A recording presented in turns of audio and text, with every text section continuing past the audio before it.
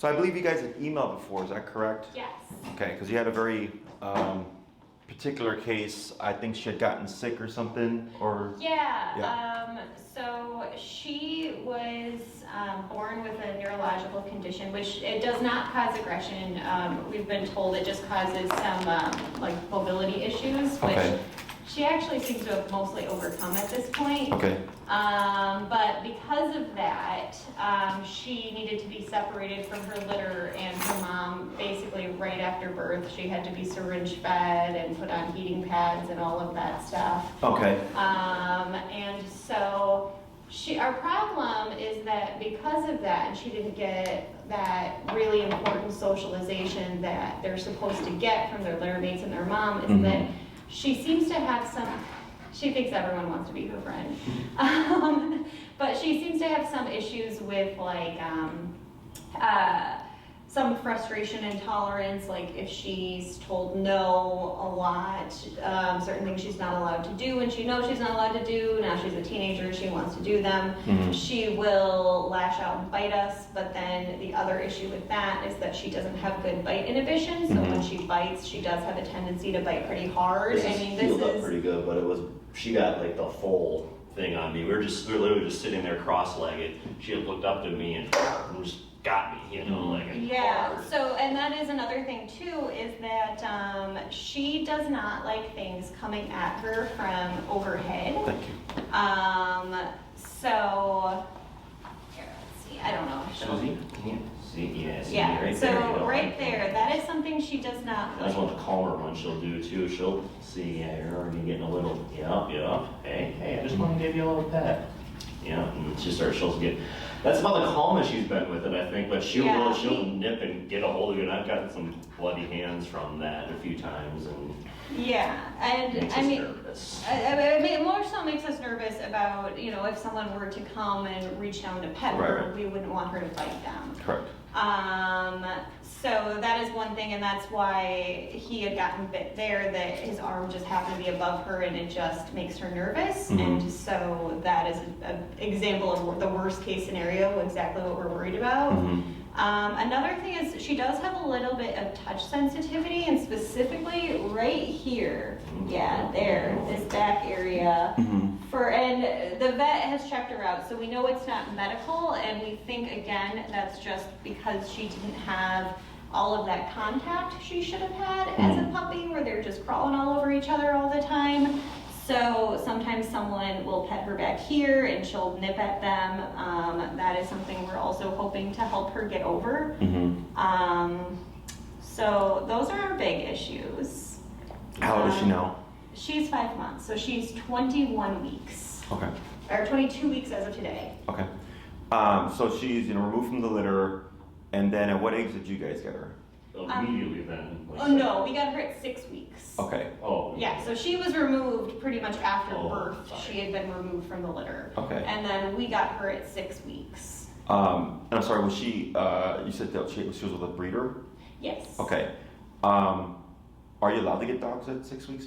Not from this, so the breeder doesn't usually give the dogs at 6 weeks, but because she had already been removed from the litter and they were having trouble keeping up with her constant care because she needed to be fed like every few hours and hand fed and watered because she still wasn't eating or drinking on her own. Okay. And her breeder happens to just be a good friend of ours, and so knowing the situation, we decided to take in and take over the care that she was having. I gotcha. Okay. Does she have any dog friends? Kind of. She doesn't have any puppy friends. She does go to daycare, and she has been doing well there, they tell us. She did make one friend, she said. She was playing with the one dog. She's been there 3 times. She's been warming up now. She goes once a week. Yeah, she goes once a week. She's been there 3 times, and she's warming up to the one dog we've been told. And then our neighbors, her parents, they have an older dog, like an elderly dog that they meet up every once in a while. Yeah, well, she sees my parents' dog a lot, but he's 12 and he's friendly with her. He's tolerant towards her, but he's not about to play with a puppy. So, she tries very hard to play with him though. Gotcha. Any resource guarding? So we were actually having trouble with food aggression as well, where she has not tried to bite or lash out at us while she's eating, and Yeah, she has. she's tried to bite you? Yeah, so when she's eating, she'll have her head down, in her food bowl, and if I like touch her back to pet her, there is like an instant growl. And we've worked on a little, we've gotten her to settle, but initially you would do that and she would instantly kind of like snap back and snarl at you a little bit. We can get her to settle now, like the settle command works for her like a lot of the time, especially on that one it's good, but yeah, while she is eating, and we've seen it occasionally where she'll guard a toy. That one's pretty rare, but we've seen it. Okay. Yeah, we've seen that about once. The weird thing about the food guarding, though, is that we don't have a problem taking her food away from her. Okay. We can hand feed her, you can take that whole bowl away from her, you can have her sit again and wait for her food a second time. It's that she doesn't want to be touched while she's eating. Yeah. Any other behavioral things? Just a stubborn husky ass puppy, just like, like she knows how to sit but doesn't want to do it. Oh. Thank you. Good girl. That's a really good girl. Wow. Of course. Of course, yes. Also. Hey. Okay. Okay. Hey. Also, I mean, healing is Pulling on walks, that kind of thing, constantly. Okay. In this time that you've had her, has it been like positive reinforcement, counter conditioning stuff for the Yes. touch? Yes. Okay. So she has also taken a puppy class as well. So. We're seeing Kennel Club's Puppy Junior, and she's now in the Puppy Senior class as well. She did pass that class somehow. But she learned everything she was supposed to. It's just whether or not she wants to listen and do it is a different question. I see. But yeah, it has all been just positive reinforcement. Yeah, we tried a martingale collar for like a day and a half, but she kept getting her jaw caught in the inside of it, and it's just okay, no. Yeah. Okay. What are your goals? I mean, I would like to work on, especially that touch sensitivity, I would like to hopefully get her to the point where she doesn't mind if someone was to reach down and pet her. I would like to get her more comfortable with that. Because she loves people is the thing. I mean, she wants to come up and go to everybody, but then as soon as they reach down and pet her, that's when she's like, oh wait, maybe I wasn't okay with this. Like it's really weird. So I would like her to get over that. And again, like the touch sensitivity, I would like to not have to worry about petting her back end. Another thing, and actually our vet has asked us to work on as well, is that she does not like the inside of her ears being looked at, as far as exams and stuff goes. So we have been trying to do that to her and sort of force her to enjoy that as much as possible at home to get her used to it. She's not a fan, so. What's her response? Yeah. Hey, Suzy, sit. See if you let me touch your ears. See? Hey. Hey. Okay. I see.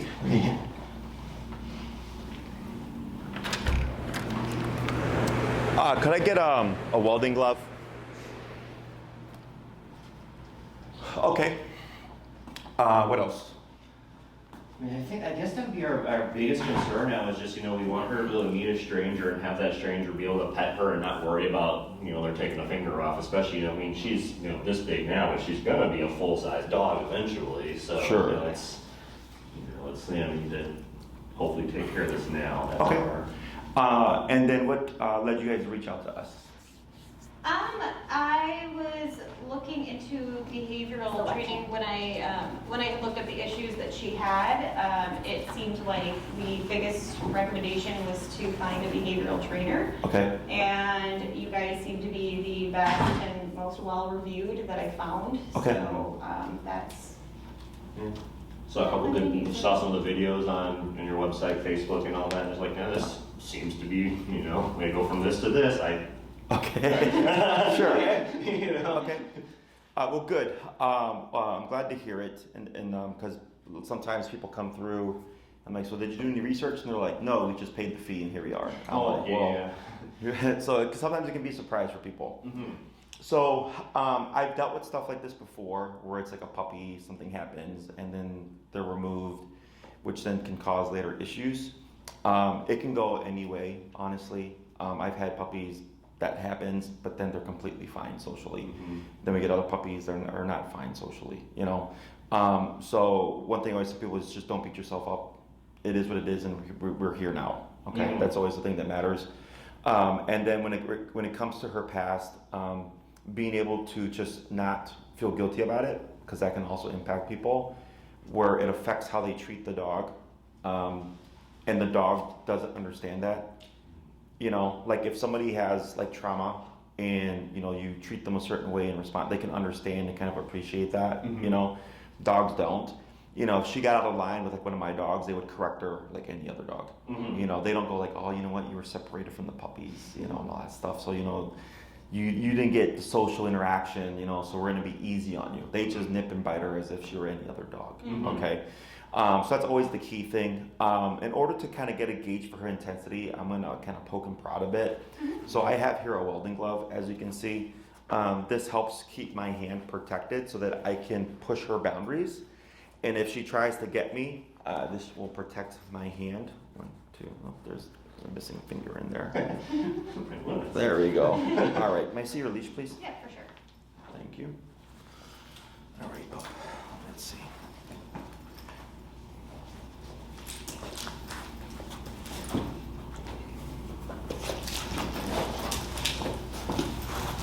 It's okay.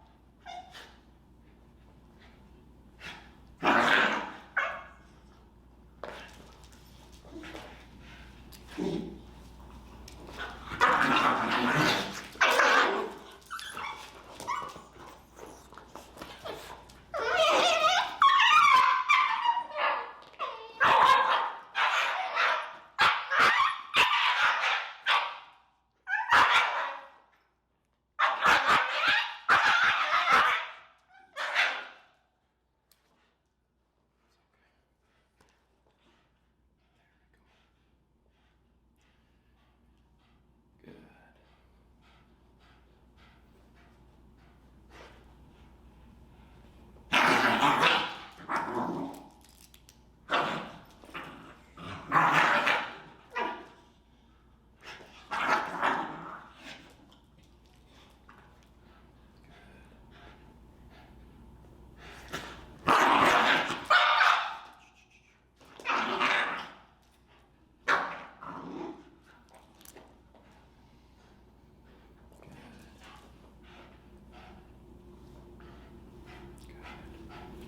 Okay, you can have it.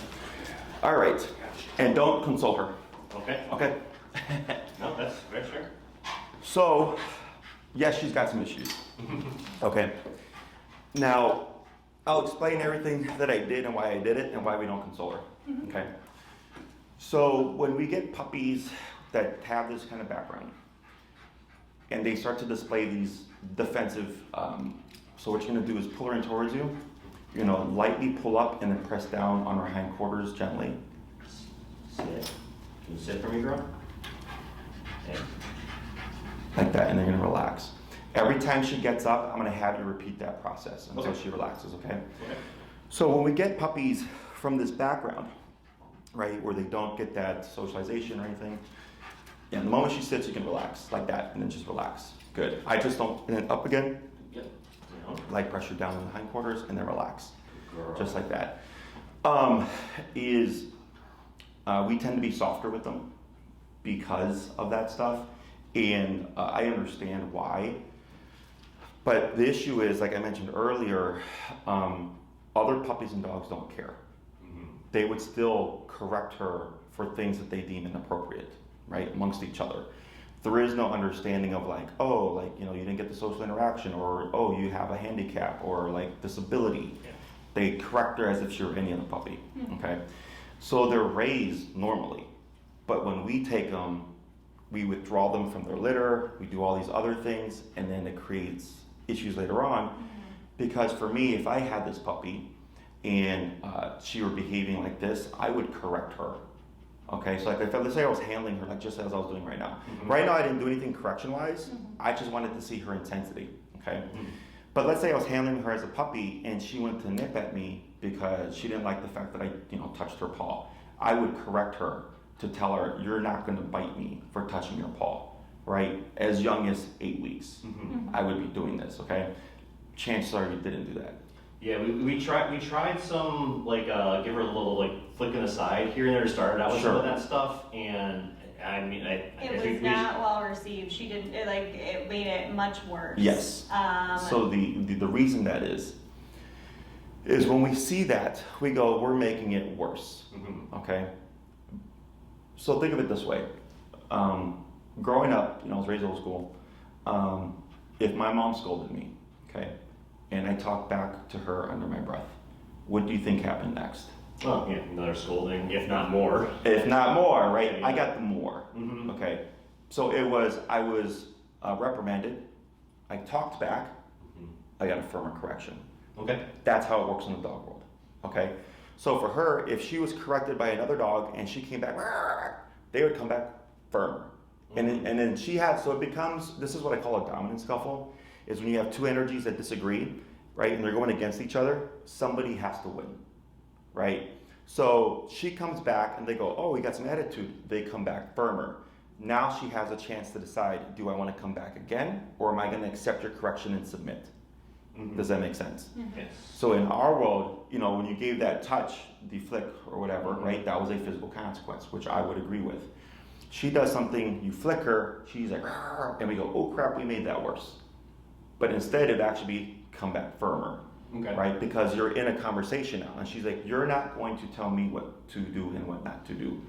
And this happens as young as 3 to 4 weeks within a litter. Okay. So this kind of goes back to why pups are in their litter, because they're establishing this stuff with themselves.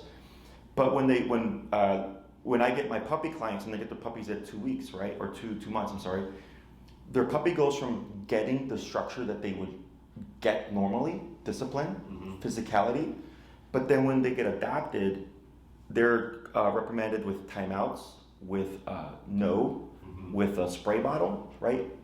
But that's not how dogs correct each other. So what happens is the owner's trying to correct the dog doesn't respect the correction, or the puppy doesn't respect the correction, so these behaviors begin to grow because they're never correctly addressed. I just did a consultation yesterday with a young man with an 8-month-old German Shepherd. He got his puppy at 2 months. At 3 months, she started nipping and biting at people, okay? And we were having the same conversation, and I was like, you were probably, you know, told, it was, because he had worked with trainers, I was like, you're probably told it's wrong to correct your puppy physically or whatever for these behaviors. And he's like, yeah. He's like, I was doing positive reinforcement and all this other stuff. And I was like, but that's why we're here now at 8 months. And the dog is worse because the dog is bigger. And more confidence. Oh yeah, right. More confidence, right? Because if you try to do something that you know you're not supposed to do and you get away with it, your confidence grows. And you attempt it again, and you attempt it again, right? That's just natural behavior. So that's what happens with these puppies, okay? So here, when I took her, you notice I choked up really high in the leash to eliminate flight response. Okay, so we have 4 responses to stress: fight, flight, avoidance, submission. Okay, so the initial 2 are almost always fight or flight. Those are the ones that people know about first. So if a dog's on a leash, right, we remove flight response. But if I hold the leash at the handle, she could have went all the way to the end and been fine. But I held it here because I'm going, you're not running anywhere. So that leaves just fight response, right? So then I just stood there, I let her have her spiel, and I continued with what I was doing whenever she relaxed. So it goes from, she can't run, because I don't know if you saw her, kind of bucking back, and then we got to shrieking, because that's panic, because she's like, I can't run away from you, right? And then eventually became more aggressive, but then that doesn't work. So then we get avoidance, which is if I pet her, she's looking the other way. And she's going, okay, I'm gonna pretend that you're not doing this right now. And then there's submission, which is the dog just accepts the touch without any problem, okay? When we think of submission, we tend to think of it as like a bad thing because the dog is submitting. I also look at it as acceptance, like, okay, like this, it is what it is, and this isn't bad, and I'm just gonna go in and accept what's happening, okay? But this is all natural to the dogs in their world. It's just as humans, we tend to make things a bit more complicated, okay? As we do. Yes, and so that's why I was like, it's okay, right? And if you saw my energy, Very neutral, calm. Yeah. just calm, right? Because if I get angry, if I get frustrated, if I take it personal, right, that's what actually creates more baggage. Okay, is the emotional component that we bring into it. Dogs don't put emotions into these things. They would just correct her and walk away. Okay, so once she calmed down long enough, when I was being able to touch her and you saw me kind of looking in her like lightly with her ears, whatever, I said, now you can take her back. So then she's like, okay, Jesse didn't let me go when I was fighting. He let me go when I accepted what was going on. Okay, so remember, reinforcement, right? Reinforcement, if she's fighting me and I go, take the puppy back, she's like, hey, this fighting thing really works. And now I've just worked against you, right? So that's why I have to ride it out. And then when she settled long enough, I go, okay, now take your puppy. But then she started pacing. Okay, so that's the anxiety, that's the stress of what just happened. If I would have ignored that, now she ties, this is how I respond to stress. You know, I get anxious and I pace around and stuff, which just creates more of a problem. What I had you do is I said, bring her in, and you don't need to say sit. All you do is lightly pull up and press down as you did. And what you're actually telling her non-verbally is relax, okay, but in a physical form, okay? So pressure is calming. Children on the autism scale, if they have a service dog, a lot of times the dogs are trained to sit on them when they're having a attack, because when the dog sits on them, it applies pressure, and the pressure helps calm them down. Okay, so she was in a stress state, and all you did was this, and then you relaxed, and then she tried to move around again, and I said, do it again, right? And then she relaxed, and now she's just been laying there chilling for like the past few minutes. Okay, and all that was with no words. Okay, so pressure comes in many forms. What I just did to her right now with the glove and everything is technically pressure. Okay, it's social pressure. It's me saying, I'm going to touch you, and she's going, I don't want this touch right now, and I'm going to use everything I have in my power to have that happen. It didn't work, right? So that's technically a form of pressure. Then you have your leash pressure. When you pulled her in, you put pressure saying, get over here. When you pulled up and pressed down, you're using pressure saying, relax. It wasn't about saying sit. Interesting. Okay, yeah. Okay. So if you go to someone's house and they say, hey, relax, you probably just sit down on the couch or something, right? It's a passive position. So that's what I see here. People see obedient sit. I see passive state. Does that make sense? Makes Okay. total sense. You guys familiar with Suzy Milan? Yeah, that sounds very. Yes. I see. That's kind of where we looked up some videos because we saw the South Park episode and everything, and we're like and actually I'm like maybe we should research that more than the joke episode we watched. Sure. Yes. So Caesar is one of the greatest in my book because it's just you, the dog, and the leash, right? And he talks a lot about energy and all that stuff. And Caesar methodology is great methodology. I use it. He was my first influence. I studied him very closely early on in my career. All my handlers here are taught Caesar Milan methodology because that's like right now there's like 60 dogs back there and it's quiet. Yeah, geez. Okay, they're playing, they're doing training and all that stuff, and it's quiet back there. Okay, because Caesar's all about structure and discipline, right? So if you go to his ranch in California and you see all those dogs, it's quiet. Okay, the issue with Caesar Milan methodology is it is a skill. It does take a lot of time to learn. Back when I first started, I used to do a lot of volunteer work at the Humane Society, and I lied to them and told them I was a dog trainer just so I could work with their dogs. And I was working with like 8 dogs a day.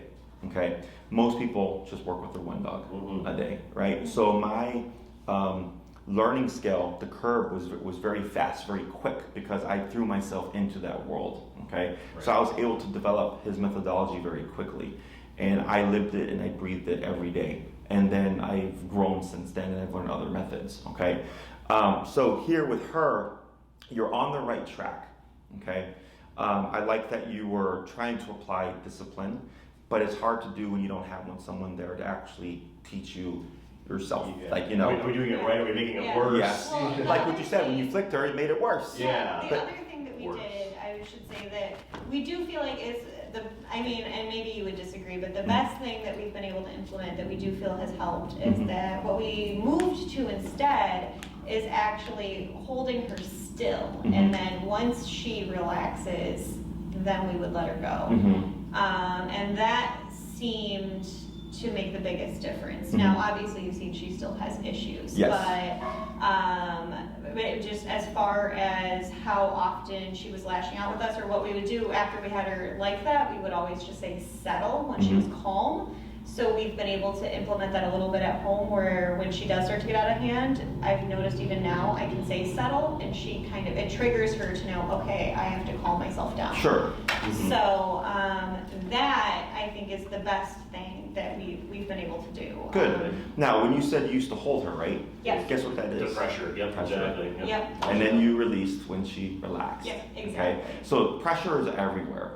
You guys drove here, right? Yes. So you ever been on the expressway and there's someone really close behind you? Oh yeah, we Right? got that guy sometimes. and it makes you feel a certain way. And you might speed up, you might switch lanes, you might brake check, or you might not do anything.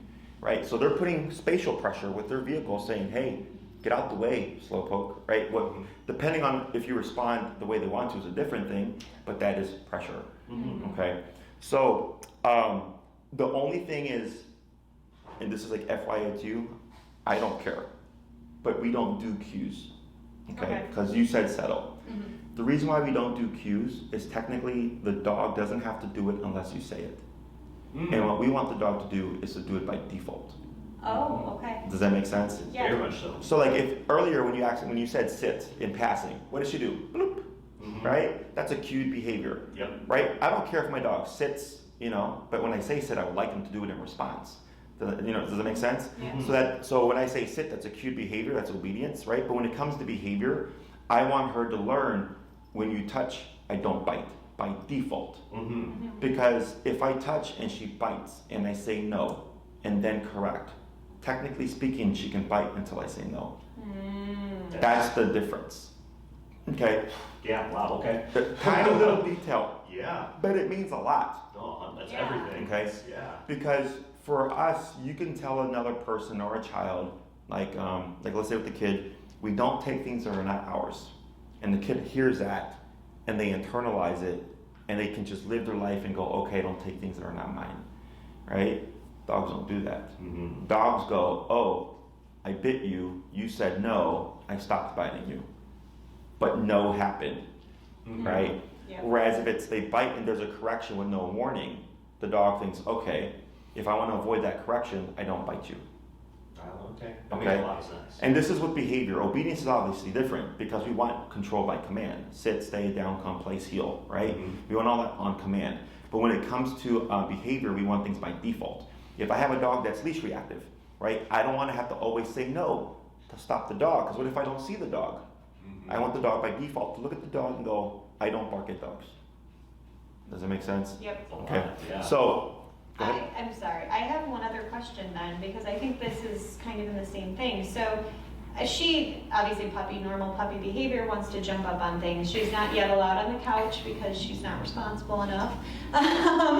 Someday, we don't mind her actually being on the furniture, Well, but not smart. right now, it's just we want her to gain that privilege, right? Sure. So she'll put her feet up on the couch. So we've been teaching her off, which means get off. Right. Now I'm realizing It's cute behavior. that is a cute behavior. So Correct. she doesn't think she needs to get off unless we tell her to. Correct. So I think what you're Right. looking for is by default, she knows not to go on the furniture, but if you invite her up, it is then allowed. Yeah. That's where off would come into play. So we're going to bring her in. That's right. Suzy. Yep. Pull her towards you, light pressure on the hind quarter.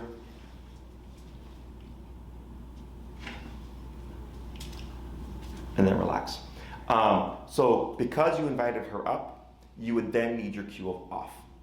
Because you said now you can come up, and then we would need to tell her now you need to come off. Because it would be unfair to randomly just go, I've had enough, I'm going to correct you now. Technically speaking, right, to get the dog to come off. So the default rule is you don't go on the furniture. We will invite you when we want to, and then we'll tell you when you have to get off. Because that balances that out. Does that make sense? What you have now is you will always have to tell her off, right, to get her to not go on. But then when you invite her up, you would then tell her to get off again. Does that make sense? Whereas it's just like a flat rule: if you don't go up unless I invite you. Yep. Okay.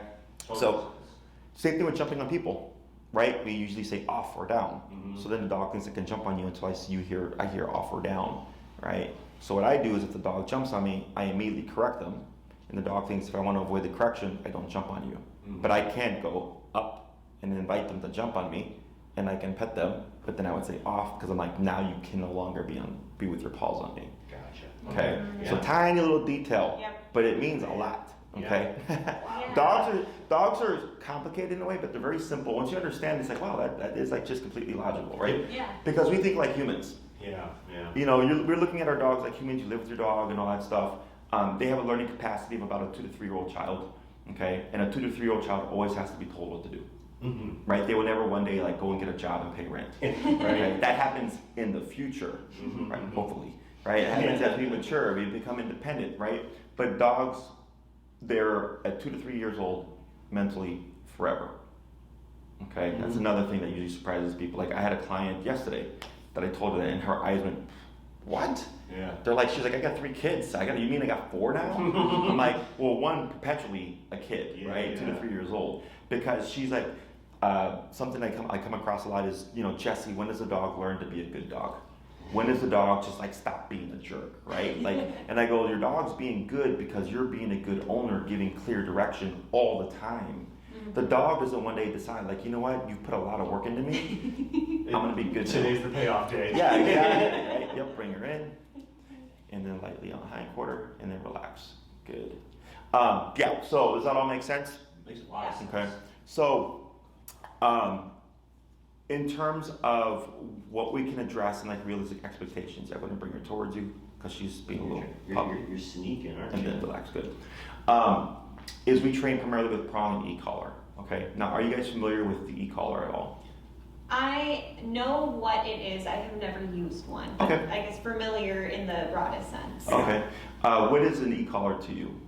A e-collar is a correction device that can range anything from vibration to stronger. I don't actually know. I don't know if it is actually full electric shock, but something like that. Something that would be more painful than that. Okay.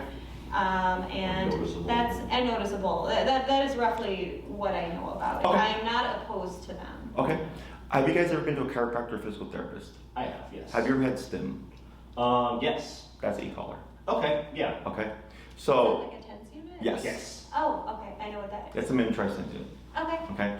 It's just a muscle stimulator. Mhm. Okay. So, I'll give you background on the e-collar. You know, more commonly known as a shock collar, right? In my opinion, it's an incorrect term. It comes from 2 places. One, when e-collars first came out, they had like 5 levels. Okay. Now the ones that we have 127. Oh. So 5 and 127 are the same, but we have 122 more divisions. Whereas before, 5 levels were pretty drastic in the jumps. Like 30. Exactly. Yep. Exactly. So it was shocking because the jumps were so abrasive, right? So your dog could be yelping at 3 but not listening at 2. So you're kind of stuck. Okay. It also comes from the positive only front. In the dog training world, there's a lot of drama. There's trainers like myself. We use everything: e-collar, prong collar, slip chain, gentle leader, positive reinforcement, clicker. And then there's those that use purely positive. Food, praise, affection, clicker. You can't even tell your dog no in some schools of thought. I had a client actually get kicked out of a puppy class because she told her puppy no in the middle of class, and they just booted her. Yes, it's fucking crazy. Wow. So, yes, you can tell your puppy no, and yes, you need to tell your puppy no, otherwise we end up here. Yeah. Okay. Yeah. So they use words like shock, pain, torture, electrocution to deter people from using these tools, because of course we don't want to shock our dog or electrocute our dog, right? Obviously. It's not the electric chair; it's a miniaturized TENS unit. Okay. I would think if it was anything like that, it would probably be illegal for people to use. So it's a miniaturized TENS unit. It's a muscle stimulator. So like if you put the collar in your hand, you'd probably see like the thumb move because of the muscle here, but you would feel nothing anywhere else.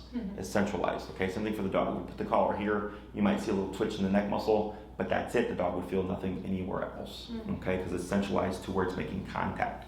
So the reason why this tool is so effective, okay, and why it's my go-to tool.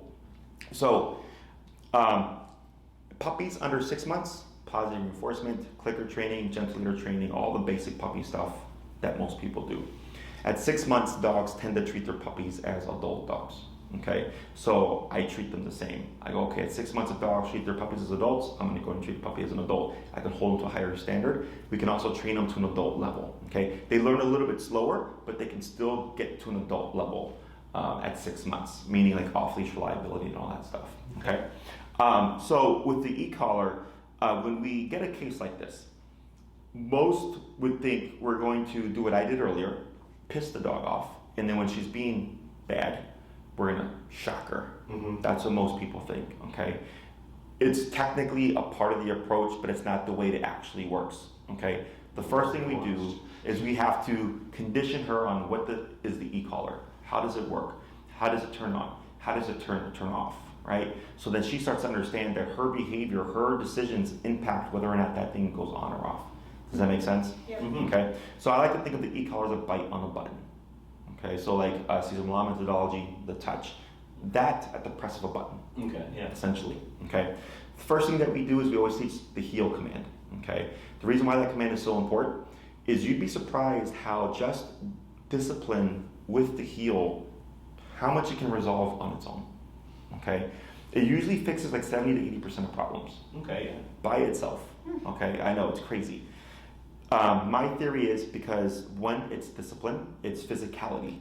You're holding a dog to a standard and you're saying, nope, not that, and not that. Right? So dogs start to go, hey, there's rules, and not only are there rules, there are consequences when they break these rules. Okay? Physical consequences when they break these rules, right? And it starts to change the world. Because for me growing up, when my mom said don't do that, it was only don't do that. But then I got spanked for the first time. Then don't do that carried a bit more meaning, because now there's physicality behind it. So the world changes. Does it make sense? So most of the dogs that we get with issues, you know, the clients are doing their best to try to address things, but it's usually the wrong information, okay? So then when I come in, I'm like, well, chances are you've done no real correction to the dog. And they go, no, not like what you're talking about. I'm like, and that's why we're here. So when we start e-collar training and we start disciplining the dog in a way that they understand and respect, all of a sudden the world changes. Because now you have the power to communicate with them as if you were another dog. Does that make sense? So with the heel, the reason why it's also very important to the process is, like, especially here in the city of Chicago, most people live in a house or like an apartment condo type thing, is almost everybody has to walk their dog 3 times a day. Okay, so that's 3 times a day, 7 days a week that they're practicing e-collar and they're practicing the heel command. So it's a regular kind of ritual that happens 3 times a day. Okay, and that's what keeps things in play, because for us, structure is rules, laws, prisons, judges, jails, cops, and we know they are ever present, right? So we know we need to obey the traffic laws and stop at red lights and all that stuff, because I don't want to get a ticket, or I don't want to go to jail, I don't want to rob a bank, so I don't want to go to prison, right? Yep. We know all that stuff. Dogs don't. She doesn't just think like, oh, there's like, you know, you guys established the rules and these rules are always in effect, right? There needs to be something that's like a constant reminder to the dog to let them know like there are rules in play no matter what. And heel. Big brother is watching. Big brother, exactly. Big brother's watching. And heel is a part of that process because it's 3 times a day, 7 days a week. Okay? Yeah. So since e-collar is unnatural to dogs, it's not a sensation that they're expecting it's going to happen to them in life, right? They tend to go under stress because it's a negative, it's something that's uncomfortable, right? So in order to get them over that faster, you need to expose them to it more. We tend to think of e-collar as, I'm only going to use this when my dog is at their worst. And that's the problem, is if you do it that way, you're only using it every kind of now and then, right? Similar to that, you have permission to be this bad until the... 100%, absolutely. Gotcha. Okay. Right?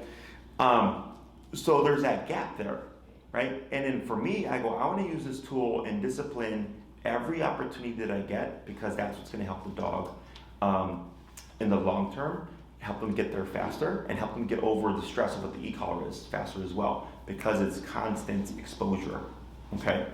The other thing is for you guys, learning how the tool works, learning what levels work for your dog or your puppy, right? You get that through practice. You get that through more exposure as well with the collar. So that's why the heel is almost always the first thing that we teach.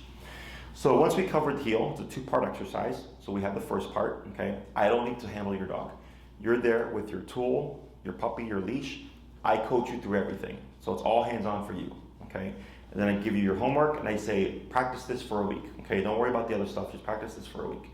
Come back, class 2. How are you doing? Have you seen any difference in her behavior in the home? Have you noticed any difference in her defensiveness when you go to touch her and stuff, right?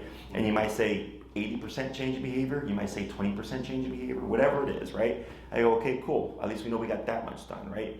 I work on the second half of heel. We might make a few tweaks and I say, go and do that again for another week, okay? Come back, class 3. How are we doing? Hey, Jessie, she's doing really good. She's walking right back by my side. We've noticed she's calmer when we try to pet her and all that stuff, but she still doesn't like us looking in her ears. She still doesn't like us touching her hindquarters, things like that. I go, okay, well, at least we know we've covered kind of this much on its own, but now we've primed her to now start working on the behavioral stuff, okay? So then that's where we start to go into, okay, we're gonna start pressing the comfort zone. She triggers, right? But now I have a device that can bite her back, okay? So if I go to touch her and she bites me, like another dog, I would bite her back with the e-collar, and she has to make a decision, right? Let's say she stops biting me. I continue with what I'm doing. She bites me again, I bite her right back. She stops biting me, I continue with what I'm doing. We're having a conversation. So now she's thinking like, hey, you know what? Every time you touch me, I try to bite you, you don't back off, this thing turns on, right? I don't like it, but when I stop biting you, that thing that I don't like disappears, you're still touching me and everything's okay, right? So now she's learning, oh, like one, I don't have to bite you because everything is okay, but if I do, there's gonna be a consequence. So the problem with positive reinforcement is that it's good for stuff you wanna see again, but there's nothing to deter behavior. That makes sense. There's literally, it's devoid of any kind of correction. Even if you withhold the food and go, I'm not gonna give you this biscuit because you bit me, that's not a punisher for a dog. You know, for a kid growing up, like I got an allowance. If my mom was like, hey, you didn't get straight A's this, semester, you're not getting your allowance for a month. Like, damn, right? Because we understand that kind of withholding of, money sucks, right? Yeah. Dogs don't have that. It has to be physically consequential because that's what other dogs do, right? Now, can we pair this with positive reinforcement? 100% you can. But now we have a balance, right? So now it's, you get consequence if you bite me, you get positive reinforcement, a good consequence if you don't bite me. Now we've balanced out the conversation. So I'm not against food training, but it doesn't create reliable results on its own. That's where I draw the line.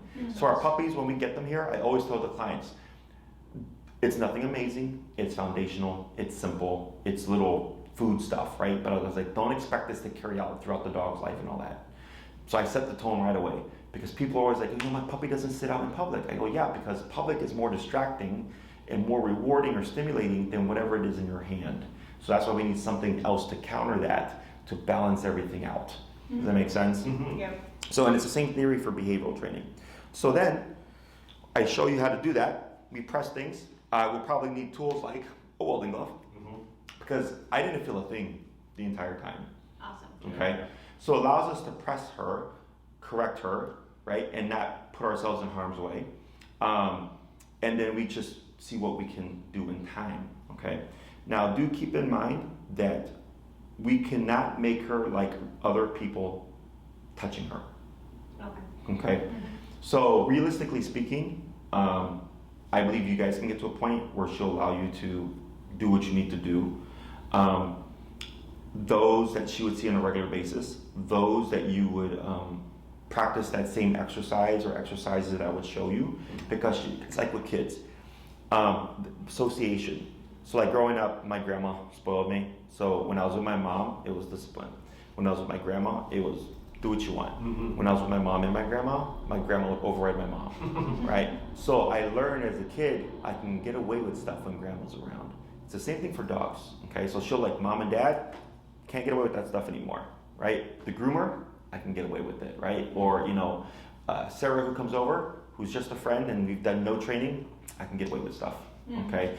That's just the reality of things, okay? She's smart enough to be a problem, huh?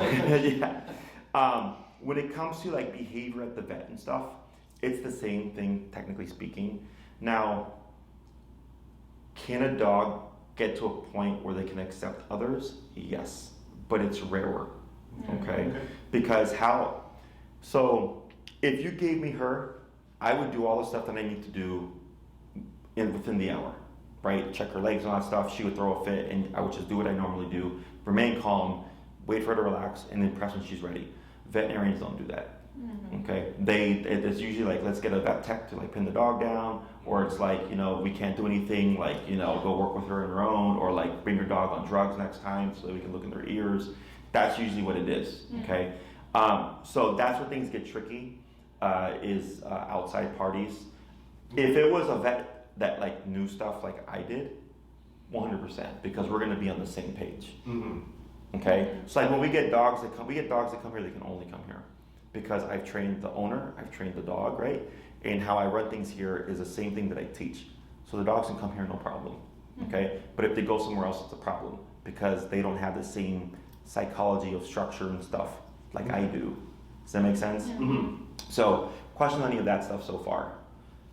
No, that makes sense. I guess it's a good way to temper expectations, obviously, and that all makes sense. And heck, I mean, as long as she's not biting me, I'm calmer that way. And then, like you said, if she can heal and she listens to that, when she's sitting next to me, she's not biting anybody else. Sure. So that's that solves a problem there too. So yeah. So my question is that, so you were saying earlier you usually start that around 6 months, she is 5 months, and you had also said that the training is faster in older dogs. So if we were to do that, is that something that you think we should wait? Do you think it's better to start? I'd start now. I mean, okay. The exception is when there's problems. Okay. So many years ago, one of the worst puppies I ever worked with. Similar, the woman, my client used to volunteer at a rescue. They found a stray dog that was pregnant. She helped whelp the puppies and raise the puppies. Okay, she knew all those puppies from the day they were born, and she took one home. Okay. From 2 months to 3 months, the puppy bit the crap out the son and the husband multiple times. So when I got her email and the call, like I'm skeptical because I'm like, it's like almost always typical puppy stuff, right? Like it happened, my puppy's aggressive. And I'm like, your puppy's a puppy, okay? That's why I had to test this. Because when I read your email, I was like, okay, I'm like, I feel like this might be something that's a bit more serious. I was like, but at the same time, I'm like, is this just puppy stuff, okay? This is not just puppy stuff. So in her case, I came in skeptical. Sure enough, he was aggressive, okay? He actually took a chunk out of me on our first lesson. He jumped up and bit me, and he took out like at least that big, like literally piece out of my side, okay? So he had intent. He was born genetically just aggressive because she's like, this dog was not abused. I raised this dog myself, blah, blah, blah, blah, right? And it was funny because she was like, I used to be one of those people. They used to say, like, clearly there's abuse in this dog's history because they don't like people. I don't know sometimes. A lot of times it's actually just genetic. Okay? So when she got that dog, it just changed her world because she's like, holy crap, like, this is definitely not us. Well, I had that experience with her because, again, I've known her since she was born, and with the whole reaching down thing, I thought if I had adopted this dog at this age from the Humane Society or something, I would think someone hit this dog, clearly. Like, she does not like this motion. Yeah. Well, I know we haven't hit her, so yeah. that is... Yep. And I trained that dog at 3 months with e-collar because I was like, this is a problem. Like, why were we going to wait for this dog to be a full-grown dog before we actually address it? So theoretically, you can actually start as young as 2 months with e-collar, but most people aren't willing to accept it until the puppy is 6 months. Because by that point, the puppy is like driven them up the wall enough that they're like, I need answers, you know? Yeah. So we can absolutely start now. Plus, we want to take advantage of the fact that we have good weather, okay? Being that we're in the Midwest, okay?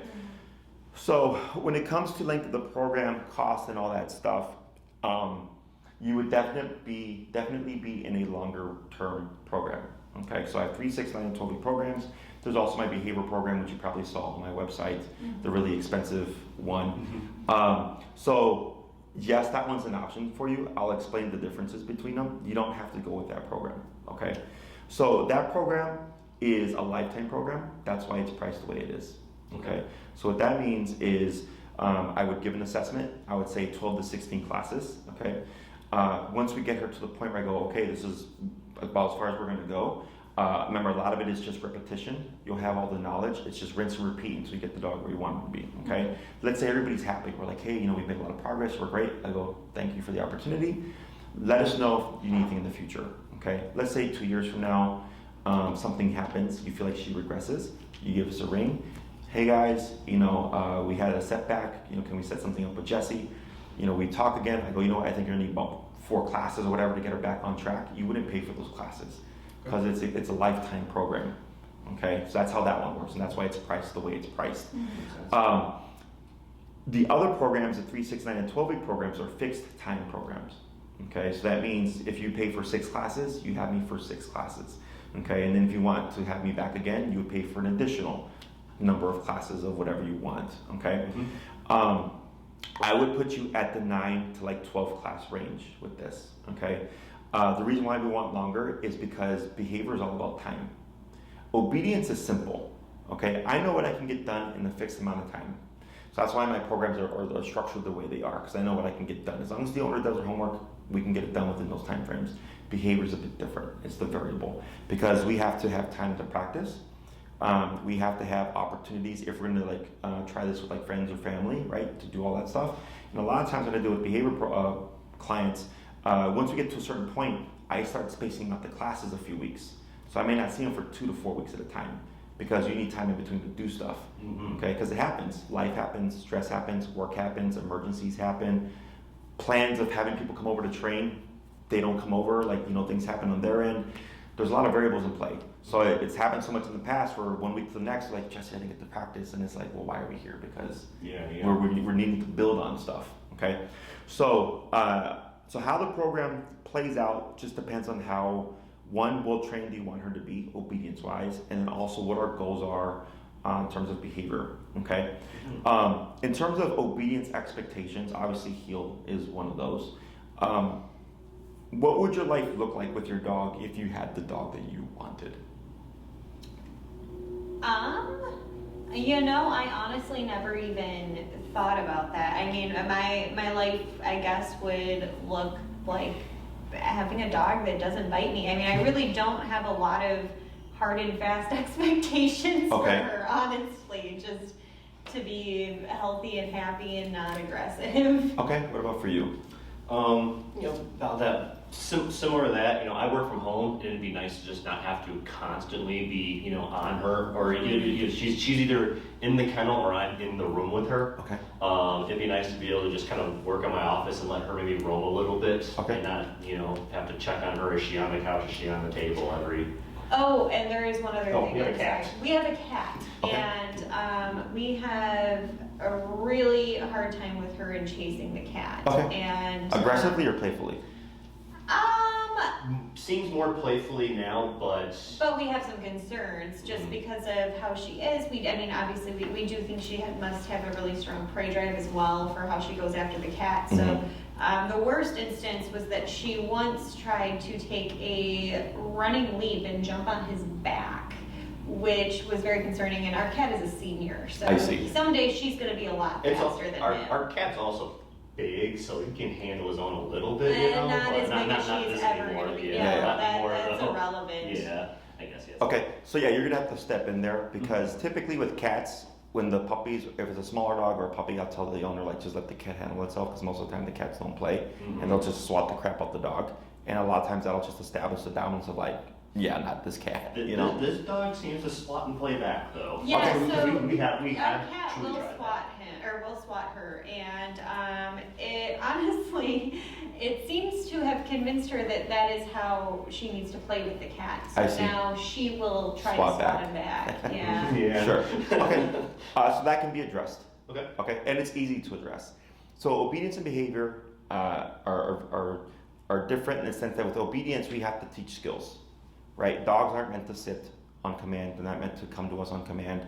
That's something that we've created so that we can live our lives with our dogs. Behavior, however, is instantaneous. So earlier I said if she tried to bite me and I had this dog at 2 months, I would have corrected her for trying to bite me, And I would have continued to correct her even if she went back at me until I proved the point of you're not going to do that with me. Instantaneously, right? Just as if she did it to another dog, that dog might nip her back instantaneously, right? It's not a let's teach you how to behave around other dogs. It's if you do something we don't like, we will address it. Okay. So when it comes to the cat stuff, we would just have to correct her for interacting with the cat. In a case like this, I would go more to a higher extent in terms of the rules with the cat because the cat is a senior. And since she's a puppy, we want to take advantage now that she's younger before she's a full-fledged, full-blown husky, and prove that point now because she's very impressionable at this stage. Okay. And it's very easy. It's just don't chase the cat. Don't even care about the cat. Don't even look at the cat. Okay. That is what we have been trying to enforce. Actually, we've been using leave it, which again is another command. Cue behavior. So, Yep. You're right. Yep. Yeah. So in the meantime, it's what you have. You're not going to make anything worse, whatever. As we go along with things, we will just change the psychology and the approach, and you'll still get to where you need to get to. Okay. Yeah. So the way I would foresee this playing out is if we did 9, first 2 classes are going to be on the heel, as I said earlier. Okay. By the 3rd class, everything's going well. We want to start pressing boundaries. That's where that thermal or the welding gloves are going to come into play. Touch sensitivity. Everything is a separate thing. Hindquarters, ears, touching over the head, those are all separate things, okay? Because we tend to think, look at the aggression as a flat kind of response, right? Where it's like, oh, if I correct her for being aggressive and I look at her ears, it should transfer to when I touch her hindquarters.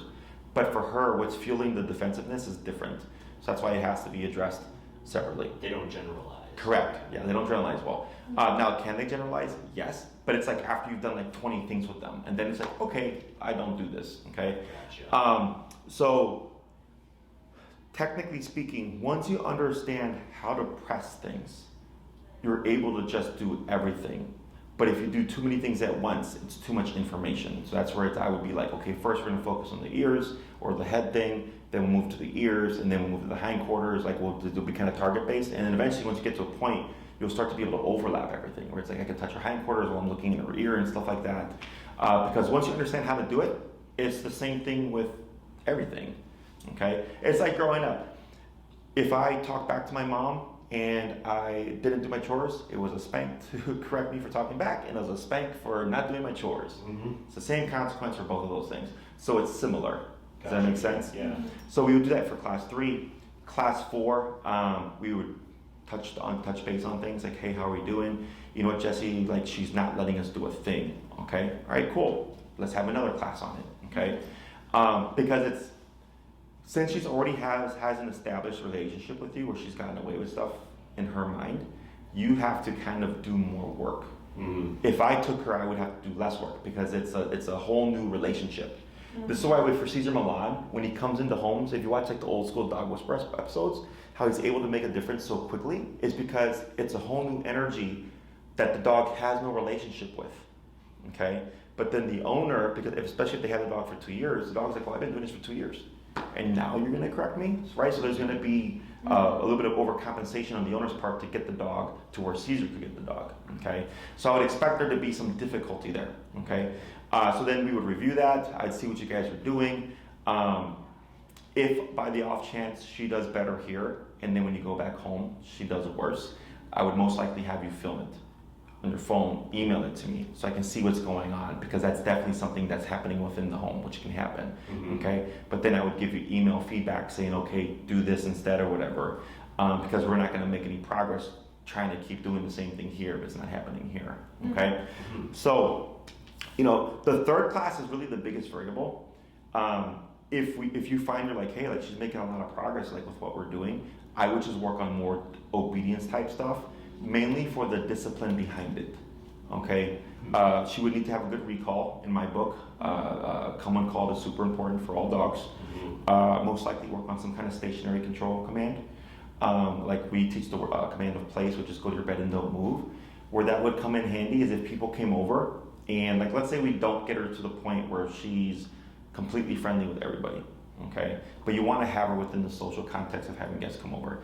She's on her dog bed, she doesn't bother anybody. You tell your guests, hey, you know, she's on the bed, I know she looks cute, please just ignore her, right? So now we have a nice little harmony. The guests have a boundary, your dog has a boundary, and allows her, so this way you're not always having to separate her or put her like in a kennel or whatever. She can still be within the social context, but she's also under control, okay? So heal, recall, and place are three like very useful commands. So there's 6 in total: sit, stay, down, come, place, heal. Okay, those are the 6 family pet commands. Heal, recall, and place. We have walk with me, don't pull, come when I call you, and don't move. Those 3 things allow you to do a lot of stuff with your dog. Okay, if you want to teach her more, we absolutely will. Or if behaviorally she's making quicker or faster progress than I anticipated, I go, well, great, let's just teach more skills. And that allows you to do more stuff with your dog. The more control you have, the more freedom you have with your dog. So I can take my dogs anywhere. I can go to a restaurant with my dogs. I can go to a park that's unenclosed. You know, I can find, you know, there could be a little patch of grass and there's cars all over the place driving, and I'm like, I know my dogs aren't going to run away because I have control. I don't really have any kind of limitation on where I can take them, okay? So, or let's say we're making progress, we take a tangent, we're working on obedience stuff, and then all of a sudden we get a hiccup in the training. Well, we have a class to go work on that as well, okay? The resource guarding. So I'm not into the, if my dog is eating, I pet them, okay? I look at it as if I'm eating, I don't want to be bothered. What I would expect the dog to be able to do is if she's eating, I want to be able to walk past the dog. I want to be able to be around the dog and not have them come after me, okay? So yeah, that's, then we don't we're do at that that at all. then actually. Okay, Okay. then you're good right there. Okay. Awesome. Excellent. Now, if it's, you need to remove something from her, like let's say she stole a chicken wing, right, off of somebody's plate or whatever, right, and she's like, I'm guarding this chicken wing, we would need to address that. Okay. So she doesn't get aggressive, like yet, I haven't seen her get aggressive if she has something I want to take away from her, but she does guard. She does get into Stiff. that stiff position. I do have to forcibly remove it. She will run into the corner and like fast chew, like Yes. she's trying to eat it as fast as possible. So that is another behavior I would. Yeah, we if can address possible. that. Yeah. Yeah, so that would be something we can address as well. Because the other thing we're going to plan for is, so we have, with puppies or dogs, there's 3 pivotal personality shifts: 6 months, a year, 2 years. Okay, so I get clients whose puppies are completely social, and then at 6 months they're aggressive. Okay, or like let's say at a year, the puppy gets attacked by another dog at a dog park, and all of a sudden the next day they're aggressive because it happened at a very important time in the dog's life. So let's say that wasn't an issue, right? But you've noticed like the guarding stuff. I would probably say like I would address it anyways, because when she's a year, we don't know if that's going to get worse. Okay. Does that make sense? So it's kind of like we already know there's a little bit of a problem there. So this way it doesn't escalate in the future as she matures. Okay, and it's an easy exercise to do. It does take a lot of time and repetition to get it to be reliable even without the collar. Okay, so question on any of that stuff? I guess, is that an eventual goal too? Is that as she gets older, like say like year 4 or 5, she's no longer wearing the e-collar anymore, she is just obedient, or is That's a very good question, and one of the most common questions that I get. Okay. You guys drive? You go on the expressway? Do you go the speed limit?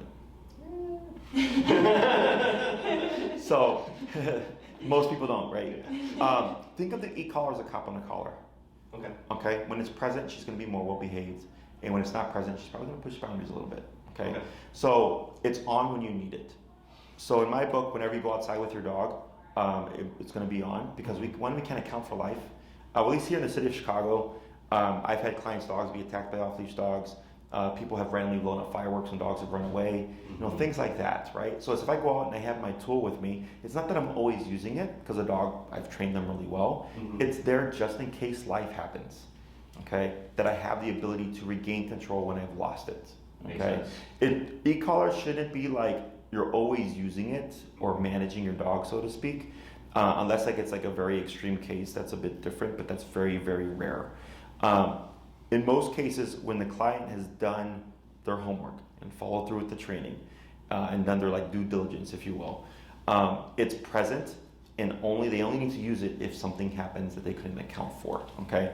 Now, let's say internally, like within the home, with you guys, with the behavioral stuff, because it's like, well, I don't always have to like put the collar on if I'm going to do something with the dog, right? It's more realistic to expect that you guys would be able to move past the collar for like the touch stuff, like looking in her ears and everything, okay? Now, it's also possible that she's like, you know what, guys, unless you got that damn collar, you ain't looking in my ears, okay? But then when the collar's on, it's no problem. So it's really just the presence of it just puts her in this place where she's like, okay, like, I know I'm not going to do anything. So it's nothing good or bad. It's opportunistic behavior, which is why I gave the expressway example, because most people do not go the speed limit, right? So with the cop on the collar, if we learn in the future, let's say in a year, you've done a lot of work, right? You've done a lot of reinforcement, a lot of stuff. You're very consistent, and you're like, let's try it without the collar. And it's nope. It's like, okay, she's just a dog that needs the collar on, but when we have it on, she's completely docile, not a problem, right? Then you put it on, and then you check her ears, and you take it off, and you're good. Okay? So, because people always ask, like, well, if the training is so good or if the method is so effective, why do I need the tool? I go, then why do humans need judges and jails and prisons and cops and traffic lights? Yep. Right? And we know better. So it's kind of weird to expect that dogs would be able to go to that extent. Totally makes sense. Yeah, 100%. If she's great when people come over and you don't need it, then you don't put it on. Or if it's like, let's say people come over, she's a little edgy. So at a year, a lot of dogs can become territorial. So we may see a personality shift there. You may find you need the tool when guests come over. And then after the first 15 minutes, she's chill and you can remove it. You don't need it anymore. Or maybe she needs it when people come over because it just helps her keep her calm. Okay? So it's merely just present, and it gives you the ability to have control in case something happens. Does that make sense? Yeah. Now, Totally. one thing to keep in mind is if you go to your vet, a lot of vets are against e-collar. Okay? You might get some smack talk from your vet for using the tool and all that stuff. And I don't think I've ever come across a vet that told a client to remove it. But I've had a number of clients get the dirty look from the vet or whatever for using the tool. You know, including a dog. He was just here 2 weeks ago. He's one of the probably the most intense reactive case I've ever worked with. Okay, in 12 years of dog training. He showed up on gabapentin, fluoxetine, and trazodone. Okay, 3 drugs. They used to board him at the vet, but he would always growl at the staff and all that stuff. There was only one vet tech that could handle him, no problem. Okay. Eventually, the vet kicked him out, and they said you can't bring your dog back, even though there wasn't ever a problem. Like nobody trusted and liked the dog, right? We did the training with them. Dog comes here. He actually likes my staff. Oh, that's awesome. Okay. And the owner was like, the people that I was looking to originally to give me answers, my veterinarian who gave me all these drugs and stuff, were the very same people that said go somewhere else. Yeah. And I'm like, man, that fucking sucks. Like, what the, and yeah, he comes here. He's not a problem. He wags his tail when he sees us and all that stuff. But again, it's just because so they had their first lesson, by the way. She went back to the vet like 2 days later. The dog was completely fine for the first time. But the vet still gave her shit for using the e-collar. And she's like, are you serious? She's like, I know, right? It's so bizarre. Where they had the dog drugged up. The dog never did any better with the drugs. We had a lesson. She took him to the vet literally 2 days after. The dog was great. And the vet's like, oh my God, why are you using this tool? And then she's like, but you're seeing that it's working right in front of you and I'm still getting smacked for it, So it's unfortunate. So what may happen there is don't expect your vet to be patient and help you work through things with her, because they're just there to check your dog, and they're like, get your dog in and get your dog out so that we can check the next one. Is kind of how that works. Okay. Yeah. So and that's just me speaking from prior experience. Hopefully your vet's very understanding. We have a good vet, but he's yeah. Actually, after seeing you with her, he's only curbside right now, which has been very frustrating. So I have never been into any of her vet appointments her whole life at this point. And the last time he came out, he kind of gave me a little spiel about how, for one, he asked us to work on touching her ears. And then he also said, well, she's been through a lot of stuff with the vet and stuff like that. But now that I'm seeing it, I'm wondering if she was like that when they took her back there. Probably, because also she's being removed, right? And then she's dogs are very sensitive to environments. So a lot of times they'll go to the vet and the dog's anxious already, right? Because in the clinic, there's the hustle and bustle of them moving back and forth. If they board dogs or cats, there's all that energy going on. It's usually a very kind of like hustle energy, right? Fast moving energy. Plus you have all the lights and sounds and scents and stuff. All that can put a dog under stress. And then when they take them away from the owners, and sometimes it's like, well, now I'm alone with these people I don't know. Plus, I don't like to be poked and prodded anyways. And then you're poking and prodding me, like it just escalates from there. So, okay. So that's a remains to be seen kind of thing. And I've worked with clients to help them, like, teach them skills so that when they go to the vet, that they have more control. So that's also a thing that can be covered as well. Okay. So the more stuff that we have on our list behaviorally, the longer the program we're wanting, right? That would be like a 12. Otherwise, if we simplify things where it's like, okay, we want to focus on the stuff that's kind of immediate, like within the home kind of stuff, then I'll put you more like at the 9. And if everything's going great, we just teach more skills, more control, more obedience, so you have more options to like being able to live your life with your dog. So if we were to do the 9-week program and decide, say, week 7 or something, that maybe we should have done the longer program, are we able to move up to that program, or is, like, how would we handle that, I guess? You can extend or what have you, but we don't prorate. Okay.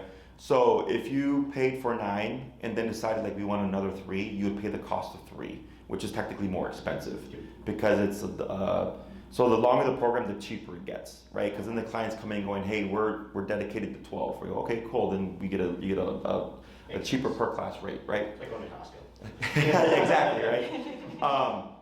The reason why we do this is because my schedule gets booked ahead of time. Okay, so like if you do 9. Maria she'd set up a time with you, and then let's say, what's today?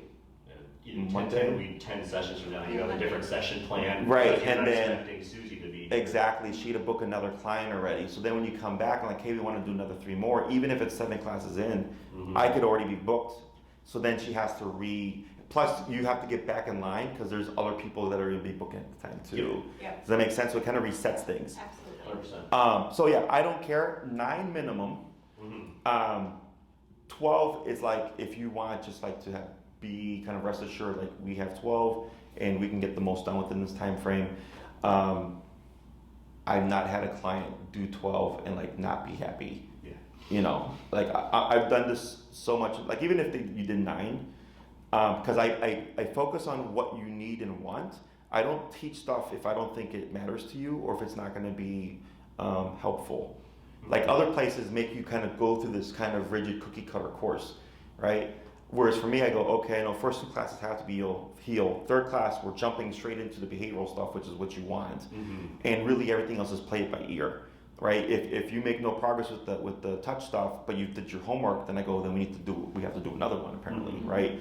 Or if it's like, hey, it's going great and it was easier than we thought, I go, cool, then we'll take a tangent and we'll always kind of touch base on stuff just to make sure you're going into the right direction. Okay? So I have an idea and a formula in my head of what the approach is going to be, but I won't know until we actually start the process. Okay? Understood. Other questions? So I have looked at the prices online. Now I'm trying to remember, you're talking about the really expensive one. That one is the $4,500 one? Correct. Okay, so I guess I was wondering a little bit about that and like what the price difference and price breakdown is, because everything on the website is always like the number and then plus, like this or more. Sure. Yeah. So that's like, let's say I have a case where the dog attacks people, attacks dogs, it attacks the owners. It's a resource guard, or it's got separation anxiety. That's where the plus comes from. Like a truly just violent, all it's the this whole, is happening. yeah. It's like, because most cases in that 40, I think it was 4250 program, I can get them within 12 to 16 classes. Okay, more often by 12, we're good. But every now and then I get a case that needs more than 12. I only had one case in 12 years that needed 24. They did the behavior program, so for them they didn't have to pay extra money because it was just inclusive into what they had paid. But more often than not, by 12 we're good. If not, by 16, it's like, okay, we've covered everything. Okay. Does that answer your question? Yeah. So if you decided to do that, yes, it would be just the flat rate of whatever Okay. that was. Yes. Now, so when did you book? Do you remember when you booked your? Our consultation. When you reached out to book it? I think it was like 4 weeks ago. Okay. Yeah, about that sounds I right. think Now that she sounds was. about right. I actually Okay. did look at the email and it would tell me. Maria will tell you the rates because things are changing a bit of how we're operating. Few things, unfortunately, inflation, Yeah, right. cost of gas, and everything's going up. So cost of running and minimum wage has gone up here in Chicago again. So my cost for operating a business has gone up. And I would have as many as 30 to 40 clients in a week. So that's 30 to 40 hours already that I'm spending working with clients, and then I have to run a business, I have to help run a daycare, I have to train employees, right? Is my rates recently went up. Okay, now depending on when you submitted your form, anybody that submitted the form prior to the rate, the increase, we honor that same price. Okay, so Marie will let you know. Okay. If it was after, you'd be on the new rates. I don't know because I don't know when any of that stuff got booked or anything like that, but just so that you're aware. Understood. Yep. Appreciate that. But anybody that did come in before it that already had booked their consultation and everything, like that rate is the older rate is being honored. Marie will let you know all that stuff. Okay. Excellent. Okay. Now we do have payment plan options. For the cheaper obedience, still expensive, yeah, relatively. We're paid in full before we can start. Okay. The reason is I've had people in the past, unfortunately, start the training, do a payment program, and then not pay. Okay, so then it's like, okay, well, that 2-3 sucks. weeks almost, You know, yeah. it sucks, but it happens. Or like people will delay paying and they'll hold a time slot and they'll keep pushing back the training.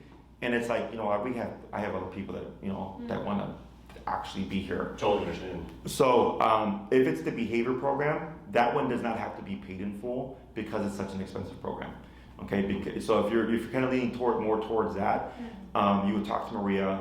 You would let her know, like, hey Maria, this is what we're able to pay every 2 weeks, blah blah blah. We're flexible, and you can do payment plan with the obedience as well. It's just that we wouldn't be able to start until the program is paid in full. It makes sense. Okay. Yeah, so you start sending us a couple bucks up here and there until we hit that mark. Okay, cool. We'll Now give you you get one started mark. Gotcha. correctly. So Lay away for dog training. yeah, exactly. Somebody give away your age there. I remember putting a I remember putting a G.I. Joe toy that was like $25 Yeah. when I was a little kid on Layway because I had I would get $5 a week, whatever. Right. So then I remember like every week I'd go and put $5 down, and then I got my toy. Oh man. But yes, and you can divide up the payments however you'd like. Like if so if you're doing an obedience program, you can say, hey Maria, we want to split these up into 10 payments. I don't care. Okay, but we wouldn't start until that program is paid in full. Understood. Okay, for the behavior program, same thing. You would let her know like, hey, this is what we can afford to do, as long as we find it to be reasonable. I go, okay, cool, that's fine. We can get the process started. You still get that same program. You do have to put a bigger deposit down just so that we know like, okay, like you're serious. Right. But if you didn't pay the program, you wouldn't get the lifetime. Obviously, that makes, Yeah. So it's kind of like you're just screwing yourself if you don't pay it. So, yeah, gotcha. but yeah. So if you're leaning more towards that, there's flexibility with the payment stuff there, just so you're aware. Okay. Excellent. Yeah. For the e-collar, I would put her on the Dr. Black edition. Maria will send you this information. It's the best collar there is. It's meant for a 70-pound dog and over. Okay. It's perfectly safe to use. I could put on my 8-pound Chihuahua, he'd be perfectly fine. Okay. We get more from less. So the intensities vary. There's low powered collars, medium low powered collars, medium powered collars, medium high and high. Okay, so on the low powered collar, 100 or max power could feel like 30, 40 on a high powered collar. Okay, so that's meant for like a dog that's 15 pounds. We don't need a huge collar for them. The reason why I'm suggesting it here is we have to factor in a couple of things. One, her coat, the density of it, right? We have to get through all that stuff. 2, the behavior. We have to override her stress levels. So, have you ever been in a fight? Yeah. And you get punched, you don't feel it. Yeah, right. But then after the fight, you feel it. Yeah. Okay. It's the same thing with this. Okay. Right. If she's going under stress, she's getting adrenalized and all that stuff. Her anxiety's through the roof. We need more pressure to cut through all that stuff. Okay. So it's not that we're trying to make her squeal and punish her, but I need a number, I need enough power to cut through all that to get her back to stability, okay? So if we have the high-powered collar, it's like we don't even have to worry about anything, okay? If you get a low-powered one, it's like we can try it, but let's say, and we've had dogs override max power and can be completely unfazed. Now the owner's got to turn around, return the tool, get another one, push back the training and all that stuff. So for cases like this, and plus she's going to grow into it, Yep. I would just say get the higher powered collar, okay? And then not have to worry about that. Other questions? I think I've Yeah. this has been very thorough and helpful. I'm very, Really. I think I'm good. I can't think of just- anything else. we just got to discuss, Yeah. financially and time frame wise, because I think we'd really like to take advantage of this. Yeah, absolutely. Just 9, 12, or lifetime, we have to decide, and Yeah. obviously we can change probably. Here's a question. I guess one more question. I know you don't prorate, but if we went from like a 12-week to the lifetime, is that also a no prorate thing probably, or? There is a fee for doing that. Okay. It's in Cool. the contract. I think it's like $275. If someone decides to bump it up, you would pay the difference plus $275. Okay. Okay. Makes sense. Yeah, it's in the contract somewhere that Maria would send to you. You'll probably read it because we've had people ask that in the past. Yeah. Last thing. One more. We currently have her enrolled in like the puppy Sure. senior class. They're That's just obedience. yeah, they're teaching like all the cue training stuff. You're not gonna find conflict in that if we keep doing that. No. Okay, cool. Okay. Doesn't I matter. just want to make sure we're That's a not. good question. I didn't even think about that. Yeah. Yeah, that's perfectly fine. Cool. Last thing really is I can only take you as far as you're willing to go. Mm-hmm. Okay. I've worked with some pretty crazy cases in my career. I had a lady break down and cry one time during a class, and we weren't even doing anything crazy, but she was just so emotionally attached to her dog and stuff, Right. It's hard to watch them squeal like that, but Yeah. it's got to do it. Yeah, I understand. Yeah, so I can only get you as far as you want to go. So one thing that I want you to bear in mind is with the e-collar, we always start low, we work our way up, okay? The dog tells us everything. If I'm at 20 and she stops the aggression and everything's going great, then we work at 20. If I have to be at 120, I'm at 120. Mm-hmm. Because another dog wouldn't care. Does that make sense? Yep, 100%. And so I have a case right now. His name is Milo. It's a pit bull. Very reactive case. Dog reactive. And the first, I didn't find the answer to stop the reactivity until about the 5th class. Now, I already knew what the answer was, but I had to work the owner to be ready for the answer. Mm-hmm. So his number is 127, which is max power on the high-powered collar for everything. Okay.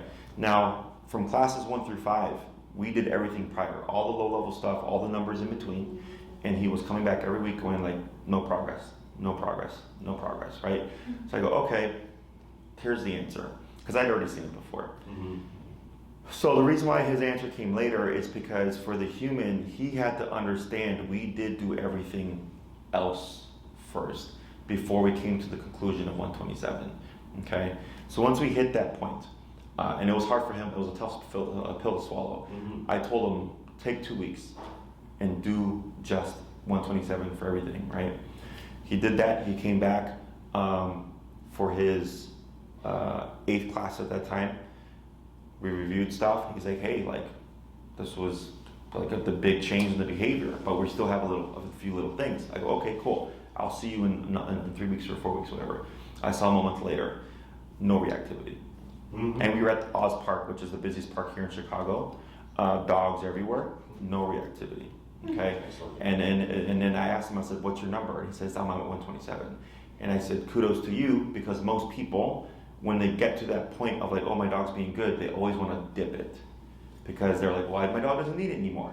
But then the dog regresses because the dog's like, we're no longer at that level of 127. Mm-hmm. So his dog is doing well because he's matching his dog at 127, and he is understanding my dog needs it here.